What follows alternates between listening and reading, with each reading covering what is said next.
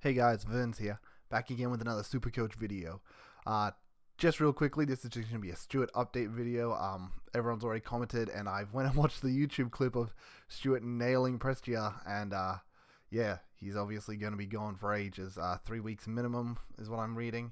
So sorry for the slow uptake there, guys. I didn't see that game. I actually didn't see many games on the weekend.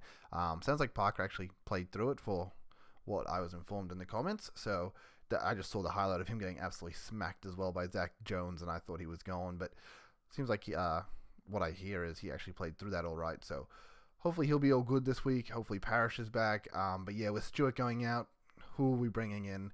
Honestly, the only situation where I don't think you move Stewart on is if you're low on trades and you're playing for leagues. If you're already sort of locking in one of those top league positions, you can probably afford just to run a Ware or Ambrosio on field instead.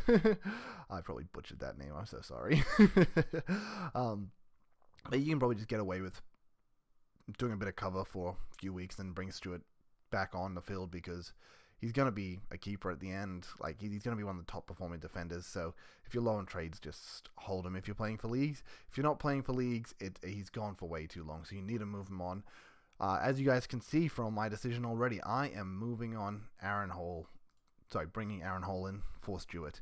Honestly, Hall's run looks bloody insane. I know it's risky with the injury history, but with Zach Zeeble moving into the forward line, there's more possession for him. With Luke McDonald also playing a lot more of the wing and higher up the ground, it's all Hall. I mean, that's what we saw in the Adelaide game. He popped off for 153. Yes, I don't think he's going to be smashing 153 every week, but I think we could see the heights that we saw last year where it's a good 120 in most weeks. So I do want to take the punt there. Yes, injury risk with not many trades left for me, but yeah, I got to do something crazy. Obviously, he's not very owned. If I'm moving on to these other players everyone else has, it's just not going to work. I can't actually move up to Doherty because of money issues. I'm looking at either Houston, Dale, or Hall. I'm personally going to be going for Hall. For other people who they're looking at, if you don't want to take the risk on Hall, that's completely understandable. I think a lot of people will probably not do that. But yeah, just Hall's run, as we can see. We got the Pies, Richmond, Hawthorn, Essendon, Adelaide, and Gold Coast there. So it just looks like it's going to be massive scoring. We know Sydney and Geelong sometimes are good at restricting score, but I feel like Pies just let the Supercoach players run rampant. They don't really care about that. Richmond sort of same thing. They don't care what the Supercoach players are doing at the end of the day. They don't care what the other players are doing. They play their game style and they sort of just move through it. Hawthorn love to league points, Essendon league points, and same with, well, he's playing Adelaide again, so that's going to be mental. And then obviously Gold Coast too. So I think he's honestly set for a pretty big back end. I think he could be D1 moving forward for the rest of the year if he actually plays every game. I think that's the scary thing of Hall. He can definitely do that. He could very easily be a D6, D7, D8. I want to say with this sort of run and the way the team's changed around, probably a D4 minimum. But he could easily be D1 moving forward for the rest of the year. So could be a massive ceiling. Could be looking at like a 120 average to finish the season. I'm going to take the punt on him. So that's why I'm doing it, because the heights are just too insane. Such a pod as well. And the reward will be massive. Obviously, if he gets injured, he gets injured.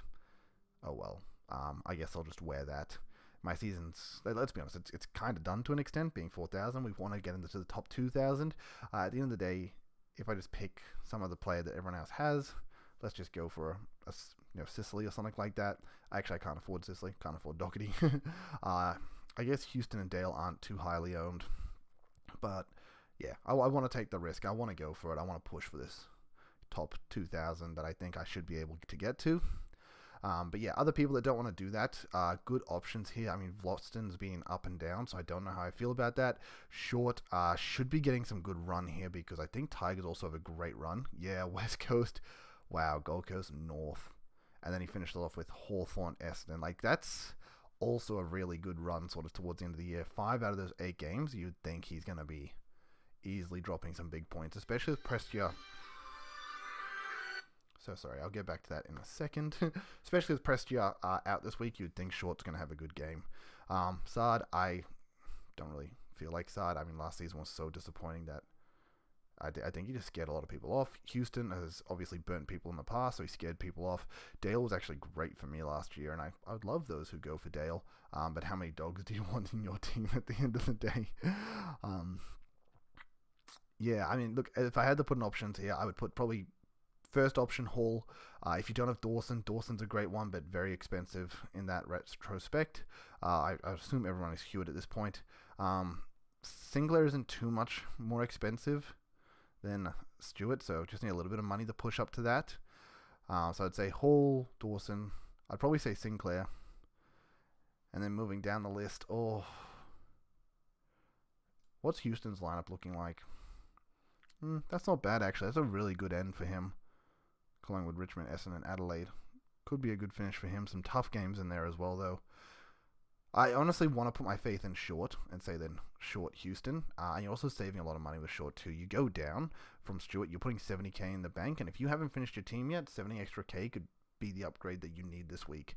So instead of going one up, one down, you're kind of going sideways and then up if you're able to. But yeah, that's just a quick video, guys. That's my plan. That's what I'm doing. Thanks for tuning in, and yeah, I'll catch you all next week. Peace.